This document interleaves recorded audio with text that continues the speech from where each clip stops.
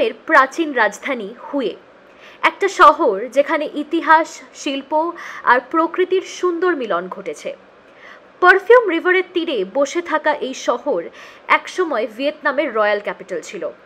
নুয়েন ডাইনাস্টির শাসকের সময় হুয়ে ছিল শক্তির কেন্দ্র, আর আজও সেখানে আছে সেকালের রাজপ্রাসাদ, পাগোদা আর দুর্গর অবশেষ। এখানে আসলেই মনে হয় যেন সময় এখান থেকে থেমে গেছে। Hello and welcome back to my channel. আমি সোহিনী, আর তোমরা দেখছো আমার সোলো ইন ভিয়েতনাম সিরিজের এপিসোড 7।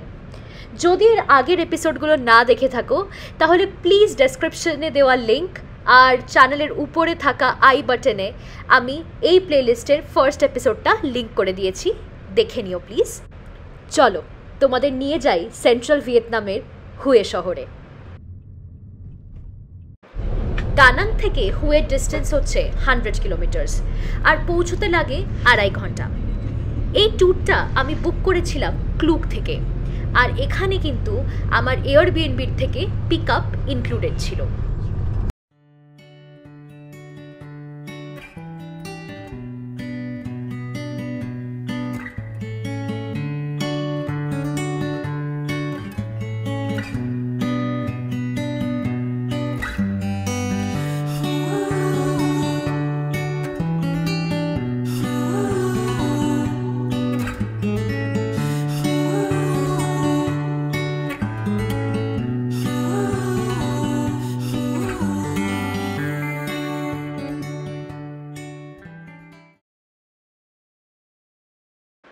ভিয়েতনামের দুই শহর দানাং এবং হুয়েকে সংযুক্ত করে হাইভান টানেল।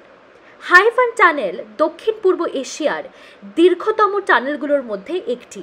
এটি প্রায় 6.28 কিলোমিটার্স লং। এটা কিন্তু তৈরি হয় হাইভান পাসের অল্টারনেটিভ হিসেবে। হাইভান পাস খুবই স্টিপ আর বিপজ্জনক, স্পেশালি বর্ষাকালে। টানেলটা 2005 সালে তৈরি হয় পাহাড়ের মধ্যে দিয়ে। হাইভান কথার মানে হচ্ছে মেঘে ঢাকা সমুদ্রপথ, কারণ হাইভান পাস এমন একটা পর্বতমালা যেখানে প্রায় সারা বছর মেঘের আস্তরণ থাকে।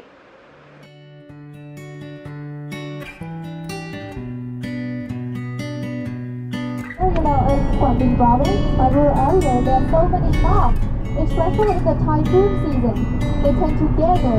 They tend to fly back to the forest, and they gather at one tree and make that tree become the white color. And the local people will Lang Co Bay ভিয়েতনামের অন্যতম সুন্দর সৈকত এলাকা, যা হাইভান পাসের কাছেই অবস্থিত। এটা কেবল ভিয়েতনামের নয়, বিশ্বের অন্যতম সুন্দর উপসাগরগুলোর মধ্যে একটি, এবং 2009-এ ওয়ার্ল্ডস মোস্ট বিউটিফুল বেস ক্লাবের তালিকায় অন্তর্ভুক্ত হয়। এই ট্যুরে লাং কো বেতে ছিল একটা ফটো স্টপ। আমরা বাস থেকে নেমে এখানে কিছু সুন্দর সুন্দর ছবি তুলি আর সুন্দর বাতাস অনুভব করি।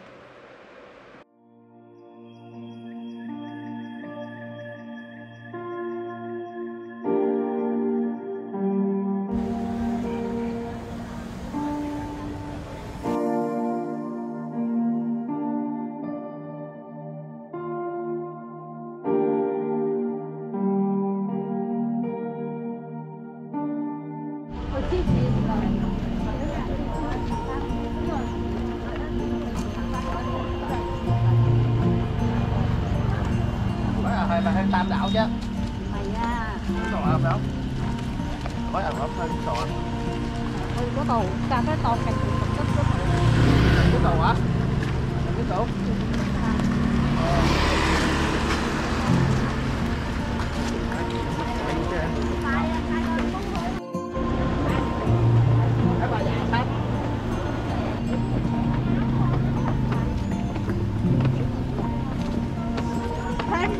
Em tưởng mà thấy không ạ? Lát cho người ra.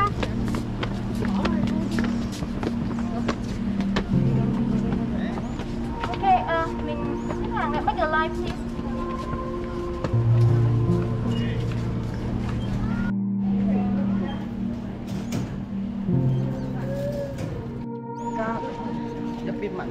ট্যুরের প্রথম স্টপ ছিল মসোলিয়াম অফ এম্পারার খাইদিন। সম্রাট খাইদিন ছিলেন নুয়েন রাজবংশের 12তম সম্রাট।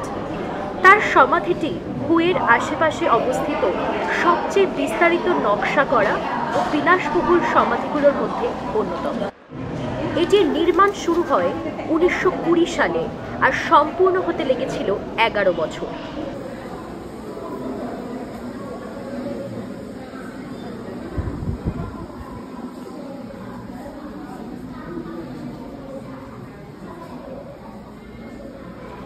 এই সমাধিটা কিন্তু বাকি ভিয়েতনামি রাজাদের সমাধির থেকে অনেকটাই আলাদা, কারণ এটাতে একটা গথিক স্টাইলের ইনফ্লুয়েন্স দেখা যায়, ইউরোপিয়ান স্টাইল দেখা যায় এবং সিমেন্টের ইন্ট্রিকেট কাজগুলো খুব ভালোভাবে ফুটে উঠেছে এইখানে।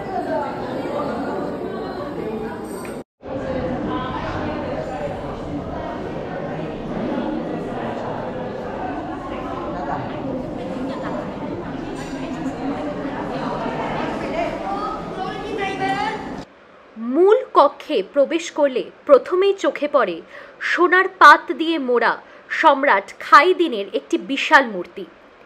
ছাদের দিকে তাকালেই দেখা যায় নরম কাচ, সেরামিক টাইলস এবং চীনা পশ্চিমা শিল্পকলার এক অনন্য মিশ্রণ, যা এখানকার চিত্রশিল্প ও কারুকাজের নিদর্শন।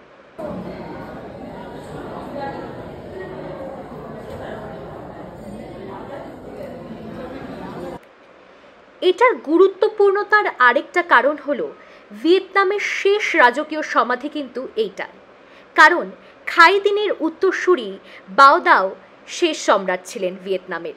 এরপরে ভিয়েতনাম মনার্কি হয়ে যায়। এই সমাধিটা খুব সুন্দর হলেও খাইদিনকে কিন্তু লোকেরা সেরকম একটা পছন্দ করতো না।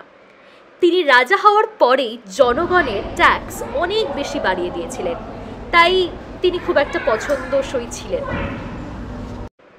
সমাধির প্রবেশ পথে বা আঙিনায় ঢুকলেই দেখা যায় পাথরের সৈন্যদের সারি। ভিয়েতনামের বিশ্বাস অনুযায়ী রাজার মৃত্যুর পরেও পরজীবনে রাজত্ব চালিয়ে যান, এজন্য তাদের প্রয়োজন হয় সৈন্য, অভিভাবক এবং সেবকদের, আর এই স্ট্যাচুগুলো কিন্তু সেটাই রিপ্রেজেন্ট করে। আর তাছাড়াও সামনে ছিল হাতির স্ট্যাচু এবং ঘোড়া স্ট্যাচু, কারণ সেগুলো পরিবহনের কাজে ব্যবহৃত হতো প্রাচীন ভিয়েতনামে। মসোলিয়াম দেখেই আমরা চলে গেছিলাম লাঞ্চ করতে। লাঞ্চটা ট্যুরের সাথে ইনক্লুডেডই ছিল একদম ভিয়েতনামিজ লোকাল কিউজিন। সেখানে ছিল রাইস, স্পিনাচ স্যুপ, একটা এগ প্লান্টের স্টার ফ্রাই, তার সাথে চিকেন, একটা স্যালাড আর ছিল বানানা। খুব ভালো লাইট খাবার, আমার কিন্তু খুবই পছন্দ হয়েছিল। আমাদের এর পরের গন্তব্য ছিল থিয়েন মু পাগোদা। থিয়েন মু পাগোদা অবস্থিত হচ্ছে পারফিউম নদীর তীরে। এই যে নদীটা আপনারা দেখছেন, এটাই হচ্ছে সেই বিখ্যাত পারফিউম নদী ভিয়েতনামের।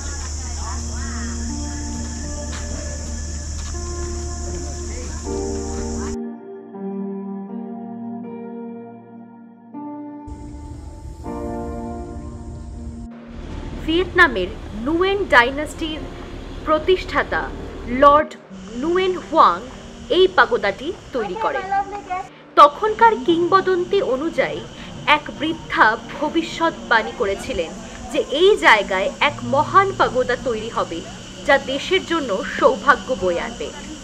লর্ড নুয়েন এই গল্প শুনে এখানে একটি বৌদ্ধ মন্দির নির্মাণ করেন এবং নাম রাখেন থিয়েন মু, যার অর্থ স্বর্গীয় মহিলার পাগোদা।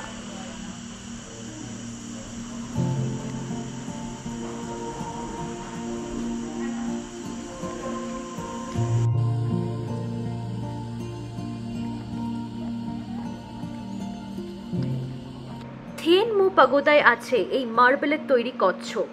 এটি শুধু শৈল্পিক নিদর্শন নয়, বরং এটি দীর্ঘায়ু, জ্ঞান এবং ভাগ্যের প্রতীক। ভিয়েতনামিজ ফোকলোরে বলা হয় যে এই থিয়েন মু পাগোদায় যদি কোনো কাপল অর্থাৎ প্রেমিক প্রেমিকা একসাথে আসেন, তাহলে নাকি তাদের প্রেমের বিচ্ছেদ হয়ে যাবে। তাই সাধারণত ভিয়েতনামিজ কাপলরা এই পাগোদায় একসাথে আসেন না।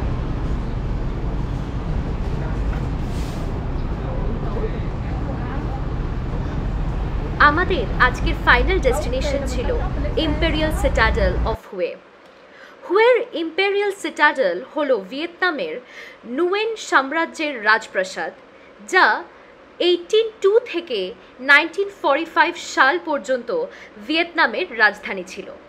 এটি হুয়ে শহরের সবচেয়ে গুরুত্বপূর্ণ ঐতিহাসিক স্থান এবং বর্তমানে ইউনেস্কো বিশ্ব ঐতিহ্যবাহী স্থানের অন্তর্ভুক্ত।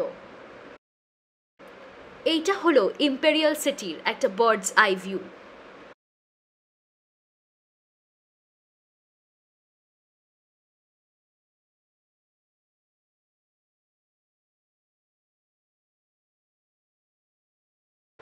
প্রথমেই দেখা যায় নাগা গেট। এটি ইম্পেরিয়াল সিটির প্রধান প্রবেশদ্বার এবং এর সুন্দর খোদাই করা কাঠের স্থাপত্য দর্শকদের মুগ্ধ করে। সম্রাট এখানে বসে রাজ্য পরিচালনা করতেন। এই প্রাসাদের নির্মাণে ফেং শুই ফিলোসফির ব্যবহার করা হয়। ফেং শুই, যেটা আমরা জানি, একটা অ্যানশিয়েন্ট চাইনিজ ফিলোসফি, যেটা বলে যে right arrangement and balance of surroundings can bring happiness, prosperity and good Fortune. তো ভিয়েতনামের বিভিন্ন জায়গায় আমি আগেও তোমাদেরকে দেখিয়েছি অনেক চাইনিজ ইনফ্লুয়েন্স দেখা যায়। এখানেও আমরা সেরকমই একটা জিনিস দেখতে পাই। বাইরের টেম্পারেচার ছিল প্রায় 40 ডিগ্রি, আর ভিতরে অনেকটাই হাঁটতে হতো। তাই আমরা যেই কজন এই ট্যুরটাতে গেছিলাম, আমরা সবাই একসাথে ডিসাইড করি যে আমরা একটাই ইলেকট্রিক কার করে ঘুরবো, আর যেই প্রাইসটা হবে সেটা সবাই ডিভাইড করে দিয়ে দেওয়া যাবে।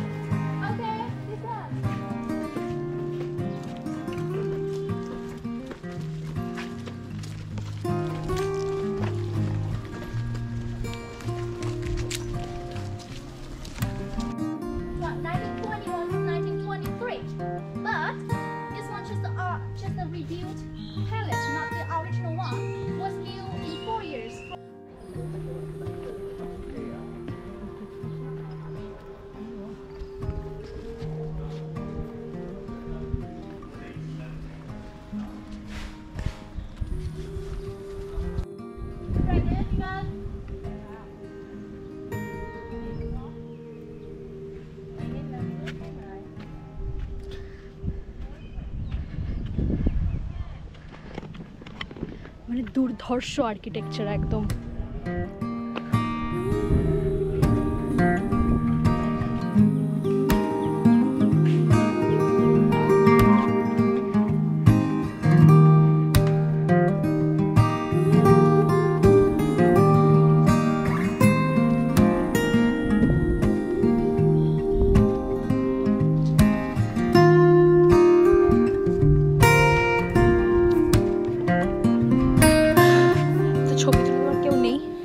ভিডিও দিয়েই কাজ চালাচ্ছি। খুব সুন্দর জায়গা।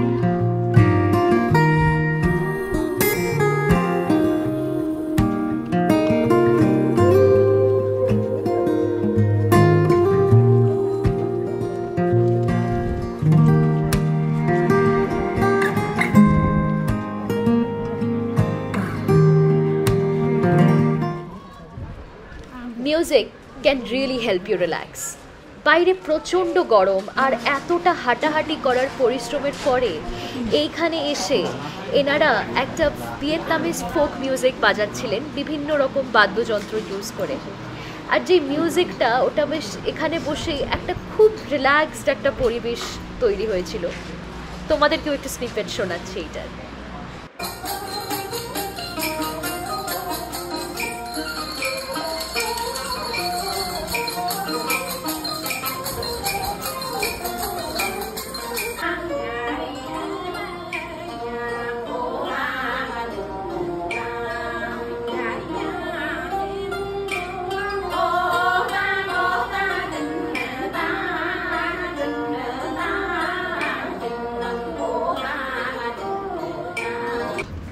আর এইভাবেই শেষ হলো এই হুয়ে ট্যুর।